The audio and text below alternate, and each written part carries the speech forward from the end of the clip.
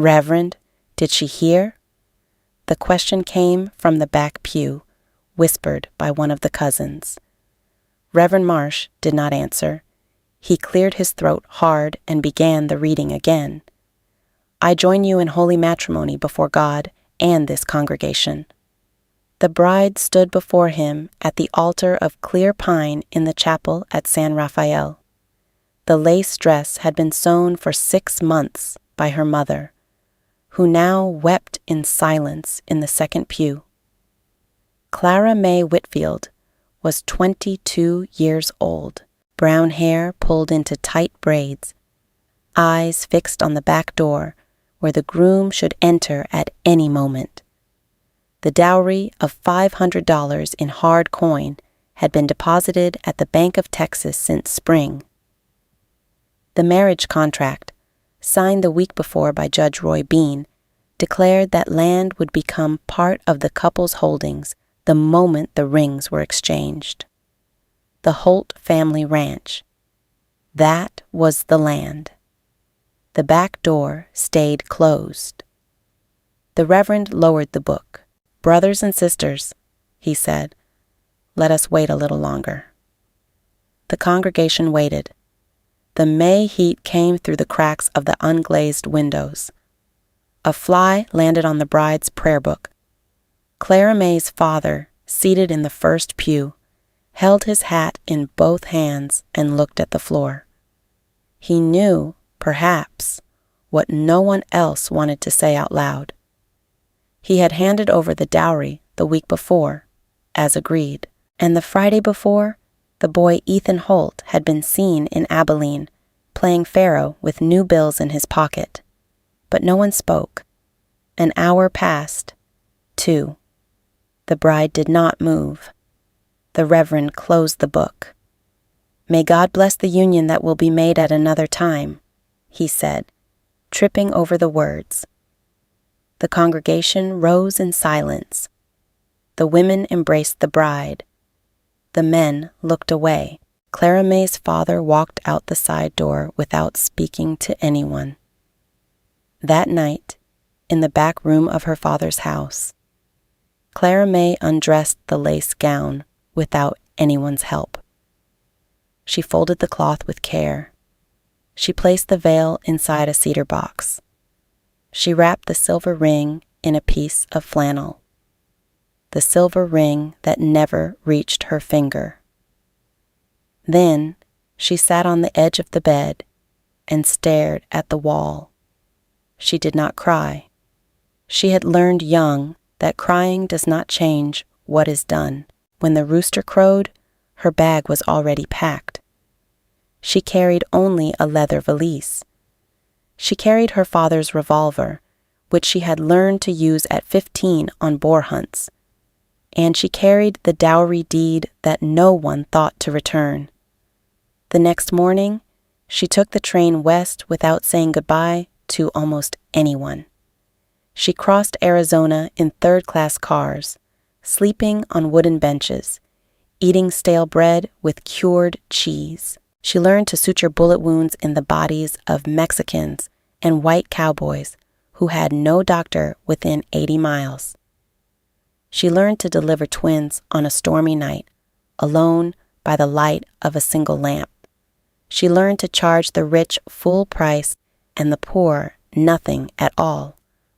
At 27, she married Josiah Calder, the cattle king of the Nogales country, in a plain wedding at the county clerk's office. No reverend, no veil, no guest. He was 30 years her senior, with hands calloused from roping mavericks. He died 4 years later, leaving her everything: the fortune, the land, the name, the widowhood. In the autumn of 1889, 10 years after the empty altar, Clara May Calder stepped down from the train at the San Rafael depot in Texas. She was 32, a wealthy widow, known across 3 states for suturing wounds by hunting knife and for refusing to charge the poorest. She wore a black dress buttoned to the throat, black gloves, a wide-brim hat with a short veil. No adornment, no jewelry except Josiah's wedding band, which she had not yet removed from her finger. In her luggage, a leather valise, 3 changes of black clothing, a case of surgical instruments, and the original deed of the dowry, yellowed and still valid. The station master did not recognize her. The carriage driver who offered his services did not either. The town was the same wooden houses, same red dust, same church bell tolling at noon. The people, though, had aged 10 years. The bank where the dowry had been deposited was now a pawn shop. The fabric store of Mrs. Patterson was boarded up. Clara May's father had died. Her mother was living in Houston. Clara May walked into the office of Sheriff Tiburcio Garza, sat in the chair across from the desk, and placed a silver dollar on the wood. The sheriff, a thin man with a gray mustache, looked at the coin, then at the woman's face, then at the coin again. "I've come to buy the Holt family ranch," she said in a low voice. "The deed is at the county clerk's. $1 is the price asked at the auction." The sheriff scratched his chin. "Do you know what you're buying, ma'am?" "I do," said Clara May. "I bought it once. I'm going to buy it again." Sheriff Tiburcio Garza turned the silver dollar between his fingers. He read the deed 3 times. He checked the seal of the county clerk, the judge's signature, the name of the bank that had foreclosed. Then he rose without hurry and unlocked the steel cabinet in the corner of the office. From inside, he took a thick registry book bound in leather and a brass-nibbed pen. "If you will wait 5 minutes, ma'am," he said, "I'll carry the paperwork over to the county clerk's myself, and the clerk will sign while you wait here. There's tea in the jar, if you want it." Clara May accepted the tea. She sat in the rocking chair with her back to the window. She drank slowly. For the first time in 10 years, she allowed herself to close her eyes. Josiah's wedding band was heavy on her finger. The rumble of the westbound train was still in her ears. The sheriff came back an hour later with the papers signed. The Holt family ranch was legally transferred to Clara Calder. 400 hectares of pasture, the stable, the main house, the well, the Holt family cemetery on the hill, all for the price of $1. Garza handed her the new deed and watched her fold the paper without a word. Clara May thanked him, paid the transfer tax with 2 more silver coins, and walked out. On the boardwalk, 3 women were whispering. She recognized the silhouette of Mrs. Patterson even without her face. She stopped, took off her hat, greeted them by their first names, and walked on before they could answer. Behind her, she heard a murmur. The bride in black had the name of a widow, the manners of an owner, and eyes that would not let themselves be read. When she turned the corner, Mrs. Patterson was already telling the others. The stranger had paid $1 for land worth 50. Money like that, she said, could only come from ore or from vengeance. The ranch was 8 miles from town, at the end of a red dirt road along the San Rafael River. Clara May rented a mule at Mr. McKinney's stable, refused the side saddle he offered, mounted astride as she had learned in Arizona, and rode out through the town gate. The October heat beat the back of her neck. The hat did not protect her enough. At the edge of town, the chapel bell struck noon. She did not turn her head. The road followed a dry creek bed and climbed toward the plateau. Clara May recognized every stone, every shadow. every bend. She passed the old oak without looking at the canopy. Halfway there, a cloud of dust came up the road from the opposite direction. A lone rider on a bay workhorse. He wore a gray hat, a plain cotton shirt, and a lever-action rifle slung across his back. As they met, the rider pulled the reins and stopped. He took off his hat. "Good afternoon, ma'am," he said. "Are you heading for the Holt place?" Clara May stopped the mule 3 paces from him. She looked him over. He had the thin face of his father, the blue eyes of his mother, and none of his brother's crooked smile. "I am," she said. The rider swallowed. "I'm Jesse Holt," he said, his voice steadier than he expected. "If you bought, I figure I ought to know who I'm selling to." Clara May studied him for 5 long seconds. The wind lifted the brim of his hat. Sweat shone on the neck of his horse. "Clara Calder," she said at last. "Widow, buyer." "C. Calder," Jesse repeated. "Are you from Arizona, ma'am?" "Was," said Clara. "Now I'm from here." Jesse looked at the road that led to his family's ranch, then at the woman in black, then at the road again. "May I ride with you, Mrs. Calder? The gate latch is broken, and the cattle are loose in the south pasture." "You may," said Clara, and she rode on, without looking back, without slowing, without saying another word. For the rest of the way, the 2 riders did not exchange a single sentence. The sound of the hooves filled the road. The gate appeared at the top of a rise, hanging from a single latch, the wood eaten by powder-post beetles. Jesse dismounted, fixed the latch with a piece of wire from his pocket, and held the gate open until Clara May's mule passed through.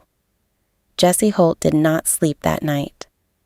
He sat on the porch of the main house, in the very place where his father had died, asking the chaplain to burn the old deed. He drank strong coffee, watched the south pasture where the spotted cattle grazed, and tried to fit the pieces together.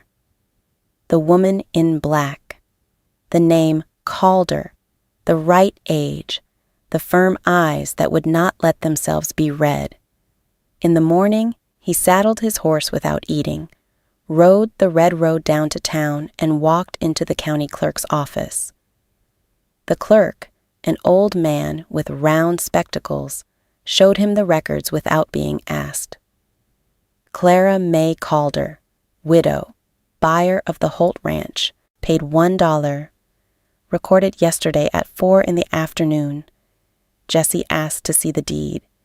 He read it twice. The middle name was there, in cursive.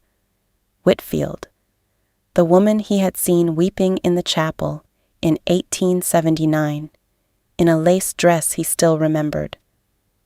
He rode back to the ranch at speed. He found Clara May in the stable, feeding the 3 mares she had brought from Arizona. She did not turn when he came in. "The gate latch is broken," he said instead of good morning. "I saw," said Clara. "I'll fix it today." Jesse came closer. The rifle was on his shoulder, the hat in his hands, and the courage of a man who has nothing left to lose. "Mrs. Calder," he said slowly, "may I ask you something?" Clara set down the bucket of oats and turned. "You may." "Is your middle name Whitfield?" Clara looked at him. The morning sun struck her face, and for the first time since the town, she did not hide behind her hat. She had the same dark mole at the corner of her left eye that the bride of 1879 had carried. She had the same way of squaring her shoulders when she heard a truth that hurt. She had the same thin scar on her right wrist from when she had cut her hand cleaning a shotgun at 17. Clara did not answer. She raised her right hand and showed her wrist. The scar was there, white against the brown skin, exactly where he remembered it. "Jesus," said Jessie in a low voice. "Clara May Whitfield, the bride my brother left at the altar." The pasture fell silent. The wind stopped. Jessie's horse shook its head and stamped the dirt floor. Clara May untied the apron, wiped her hands on the cloth, and looked at the man in front of her. "Your brother," she said in a steady voice, "took from me the dowry, the name, and 10 years of my life. I took from him the one thing he never knew how to do on his own, to build something that lasted. The ranch is mine now. The dollar is paid. The deed is at the county clerk's. The law is the law, Mr. Holt." Jessie opened his mouth, closed it, swallowed. "Ethan is dead," he said at last. "He died in Tucson in '86. He had bet what was left of your dowry at a poker table and lost it all over again. He died owing." Clara May did not move. She looked at the hill where the Holts were buried. "I know," she said. "The doctor who treated him wrote me a letter about the infection. I answered. We don't charge the poorest, remember?" Jessie sat down on the stable bench. His hands were shaking. He looked at the floor. "My father left this land to my brother. My brother sold it twice. I tried to hold on, but I couldn't. You bought for $1 what he lost for pride. You have every right." Clara May stepped closer. She set her black-gloved hand on his shoulder. For the first time. "You," she said, "will stay on as the foreman. You will raise the cattle you know how to raise. You will send me half the profits at the end of every season, and you will sit on this porch at night when the heat lets up without needing to run anywhere. That is the one thing your brother never knew how to do. To stay." Jessie raised his eyes. The woman in black was the bride of before. She had the same mouth, the same way of speaking without raising her voice. But she had another man's wedding band on her finger, a case of surgical knives in her luggage, and the cold patience of a woman who had waited 10 years for a single season. Clara May took her hand away. She walked to the porch of the main house. She sat in the rocking chair that had belonged to Jessie's mother.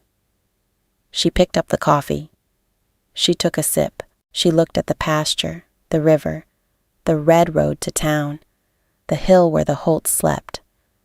"More coffee, Mr. Holt?" she asked without turning. Jessie stood. He cleared his throat. "Yes, ma'am," he said. "Thank you, Mrs. Whitfield." "See Calder," corrected Clara in a low voice. "You may call me Calder.